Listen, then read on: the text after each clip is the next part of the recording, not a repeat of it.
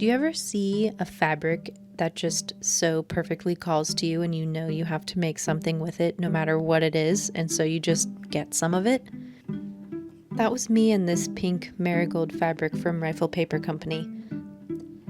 It's been out for a little bit, but I only just got my hands on it, and I'm really excited to make something in time for spring.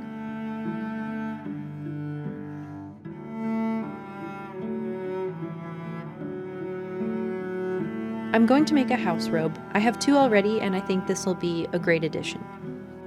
But I'm going to do something a little different, which is that I will take a basic pattern that I used on my last robe, but add some embellishments to make it seem like I worked a lot harder than I actually did. The pattern I'm using is by Seamwork because it's already cut out and ready to go, but actually this type of garment is really easy to make without a pattern at all. It's just a bunch of rectangles and your own measurements.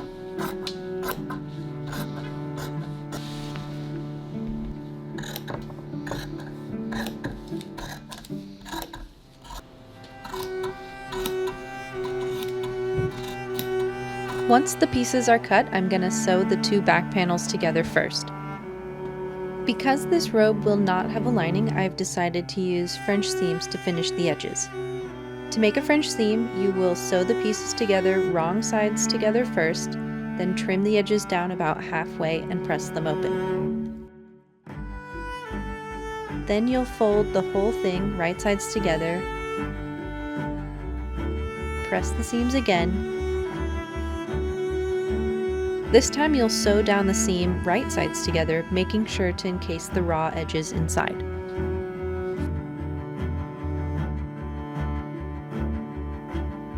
From here, I'm going to take care of a few seams at the same time, sewing the two front panels on at the shoulder seams and at the side seams. There's a small drop shoulder in this pattern, which is one of the reasons why it's such an easy pattern to make. There's no shoulder caps to fit. I'm just following the same French seam process for all of these seams.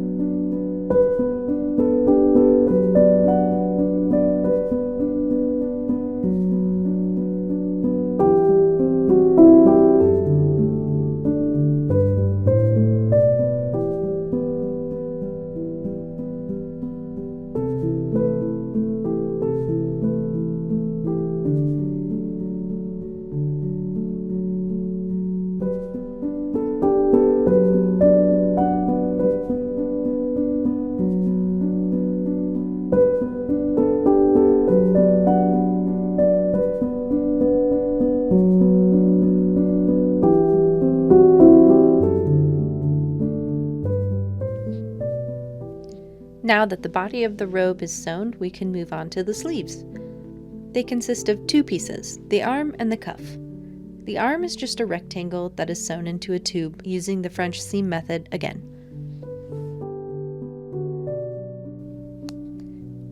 To attach them to the main body, it's really quite simple. I have decided to use my serger to finish the seams since they will not be seen inside of the sleeve. If you continue doing the French seam method, just remember that your wrong sides are together first.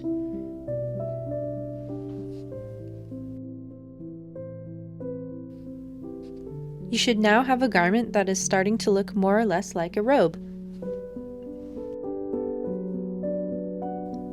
On to the fun part, adding embellishment. I'm going to start by adding piping to the cuffs. The piping has about 1 centimeter of seam allowance, and we're going to line that up with the inside of the cuff edge.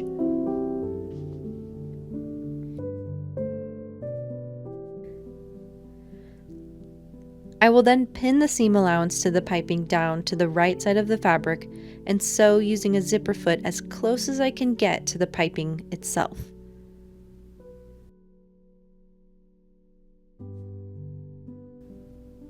Once that's done, I'll make the same tube using a French seam that I did for the arm of the sleeve.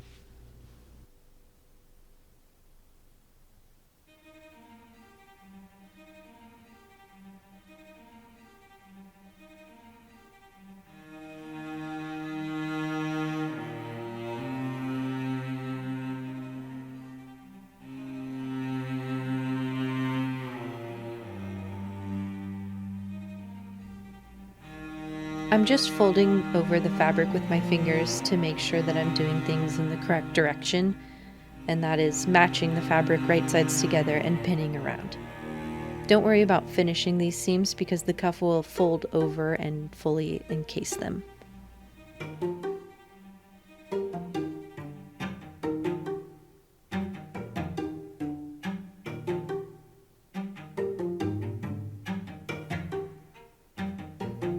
Now we should have one long cuff with piping at the connection to the wrist. The cuff, as I said, will be folded to the inside of the sleeve, which will enclose the raw seam allowance. I did serge mine because I honestly forgot that was coming next and my brain was just on autopilot, but you will not need to do that. Fold a 1 centimeter or maybe half an inch seam allowance of the cuff inward so that there are no raw edges showing. As far as sewing this down, you can either use your sewing machine, in which case you'll see the stitches showing through on the other side, or you can do it by hand, just catching the piping with your needle and having a more invisible stitching. I opted to do it by hand. It is my 2024 goal to be just less terrible at hand sewing.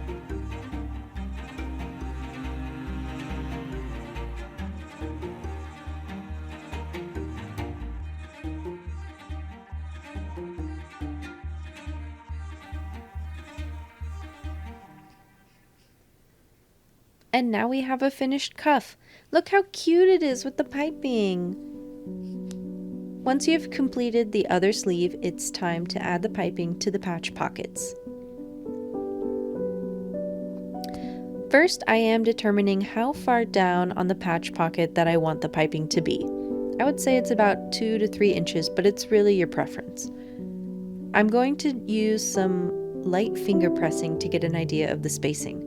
The top of the pocket will be turned under, and so you'll need to account for that and the seam allowance of the piping itself. Again, I'm just using my fingers to show you and myself what the final look is going to be so that the next set of steps makes more sense. Satisfied with that placement, I am sewing my piping to secure it to the pocket. Once I've done that, I'm going to fold the fabric back over the piping, right sides together, and sew down again in the seam allowance. It basically is making a fake seam.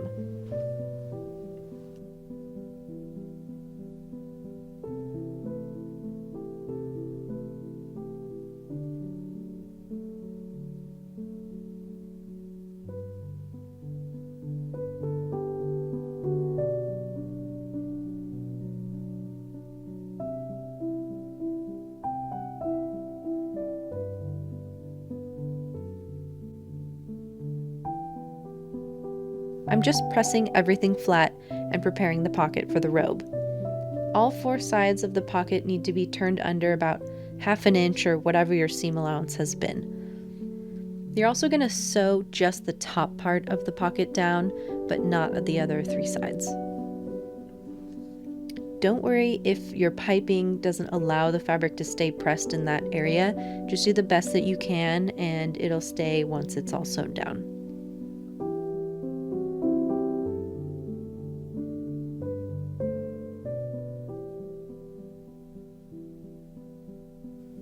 Once the top of the pocket is sewn down and the other 3 sides are pressed inward, find your preferred placement on the robe body. You may want to try it on at this point and pin the pockets wherever feels comfortable, or you can do what I'm doing and just match it according to the print of the fabric. Pin around the 3 sides, leaving that top one that you sewed free. You're going to top stitch around the 3 sides, making sure to backstitch at the front and the end and pivot at all the corners.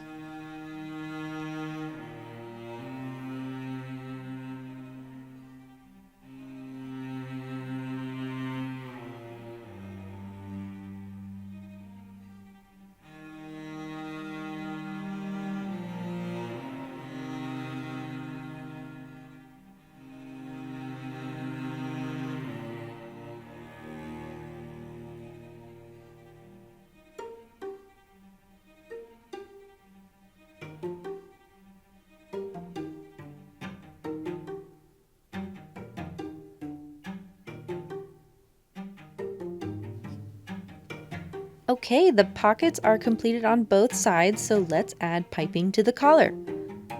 Only this time we are taking it a step further and adding both piping and ruffles. Of course, you can opt out of the ruffles if you desire. But why would you desire that? To start, you will need to connect the two collar pieces at the short ends to make one super long piece. No need to finish the seams, they will be hidden in the end. I will now sew the piping along the unfolded raw edge of the neck collar.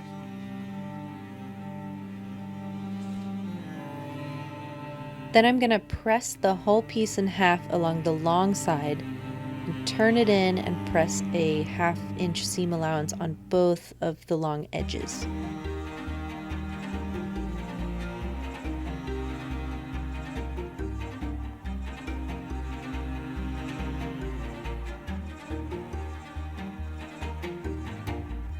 I have 1 yard of this pale pink linen rayon blend that I'm going to use to make the ruffles. I'm going to do 3 6-inch wide strips selvage to selvage for the collar piece and then 2 9-inch strips for the bottom ruffle. I'm just choosing these measurements because it will use up the entirety of the yard of fabric, but you can certainly make them whatever size you like. I did rip my fabric, and for some reason these strips, as you can see, were extremely frayed. So maybe do that on a test piece before you just go for it. Starting with the collar ruffle, I sewed the 3 thinner strips along the short selvaged ends to make one long strip that I'm now pressing in half. Then I ran 2 parallel gathering stitches along the entire length. This is just a quick stitch at your longest stitch length, and I recommend stopping and starting at each break where the strips are sewn together. Leave long tails of thread on both ends, and you're just going to gently pull on those threads to bring the fabric together. Just go really slowly. Once the middles and ends are matching each other, I'll just gather them section by section to make sure the ruffles are evenly spread. Then I'm going to sew them in place using a normal presser foot, since there is way too much fabric for a zipper foot now. Once complete, it should look something like this.